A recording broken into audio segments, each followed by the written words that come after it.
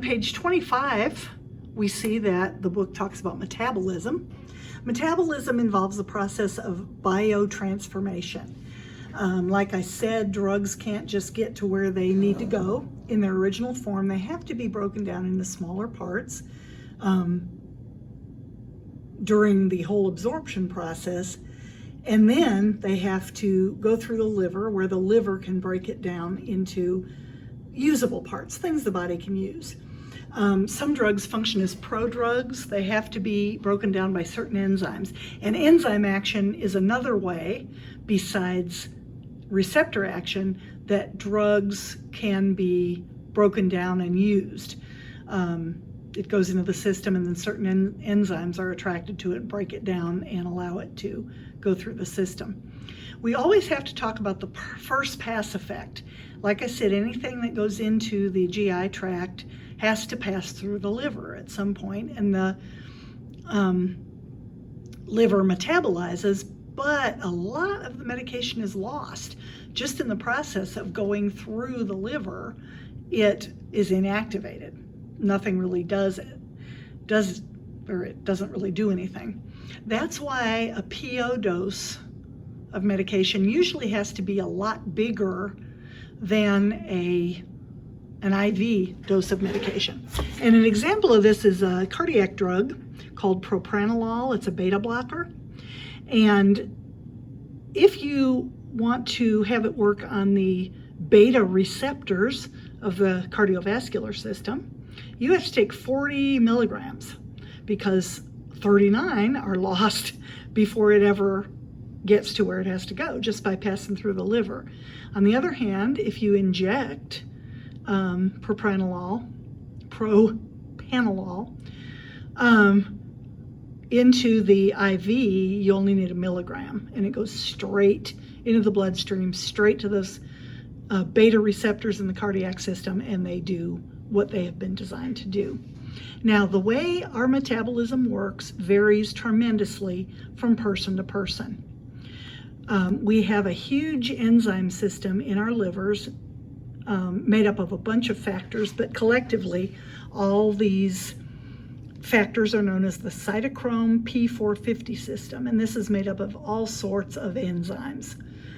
And all of the enzymes help us to metabolize certain substances, but we don't all do it the same.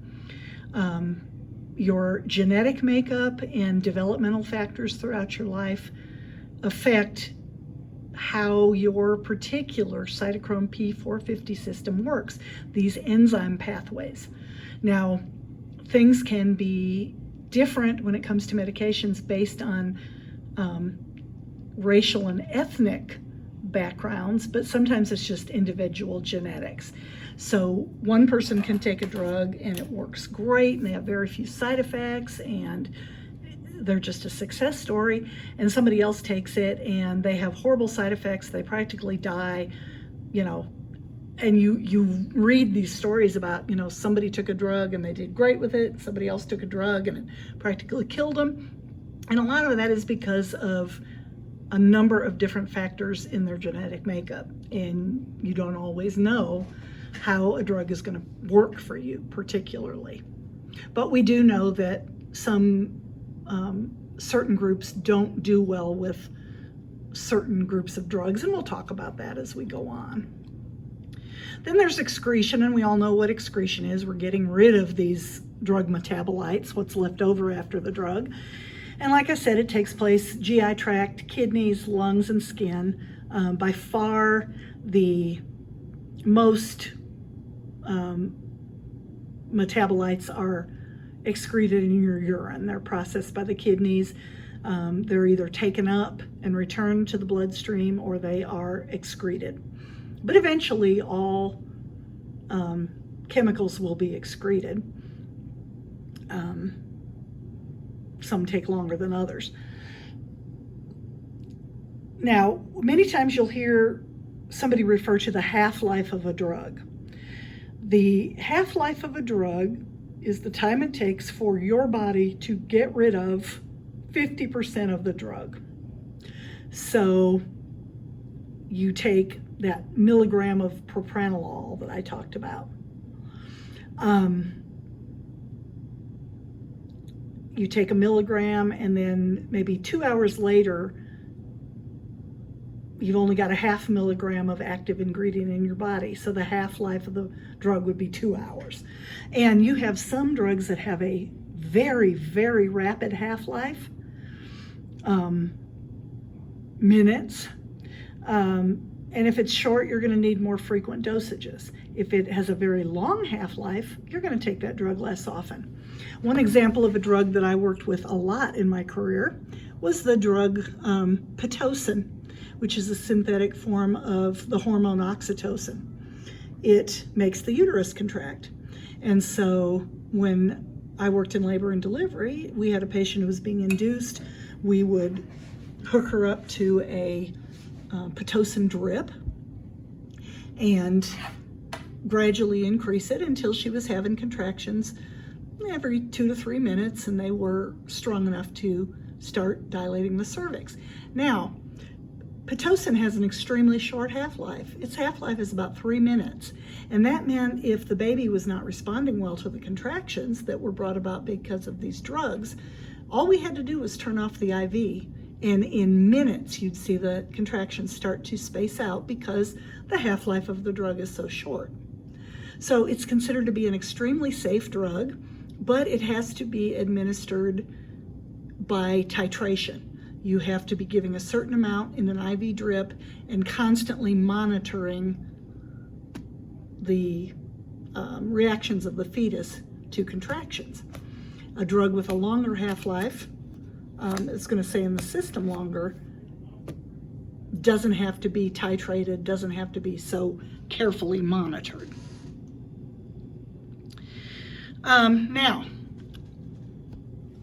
every drug has some type of action, and they come in many different forms, but of course the action that we are seeking, the action that we want, is something known as the therapeutic action or therapeutic result. It's also many times referred to as the desired action, but I'll usually refer to it as therapeutic result, therapeutic action, or therapeutic goal. This occurs when the drug does what it's supposed to do. So we've discussed opioid pain medications. What's our therapeutic action? Well, it's pain relief. But no drug achieves only therapeutic goal and no others. You're going to have some other actions that come about because of how this drug works on the body. Sometimes they'll be very few and very mild, but they're going to be there.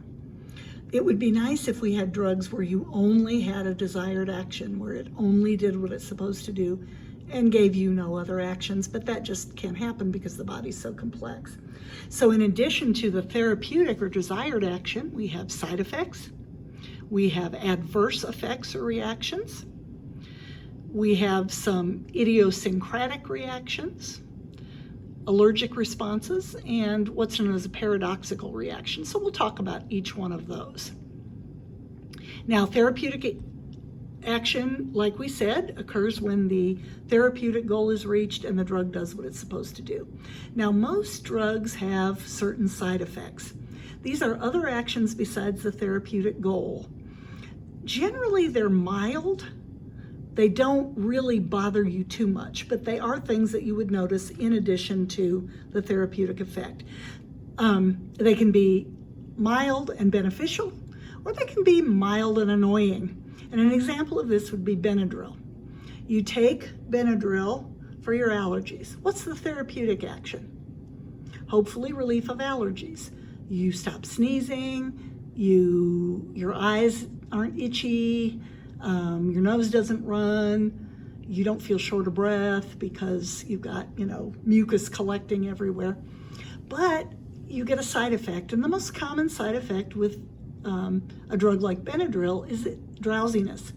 It's not severe drowsiness as long as you stick to the dosage. It's fairly mild, but it can be very annoying if you take Benadryl at 7 in the morning and then you have to be at school at 7:45. You're sitting there, it's hard to stay awake. If you have a test, you've got to really concentrate. So that's an annoying response at 7:45 in the morning, but what kind of response is it at 9 o'clock at night? It might be beneficial. You can use it to sleep. In fact, one of the most common over-the-counter sleep medications uses Benadryl or diphenhydramine as its main ingredient because it makes you drowsy. So side effects are just kind of mild and can bother you or might not, depending on the circumstances. In the ATI book, side effects are talked about on page 11, and in the textbook, page 27.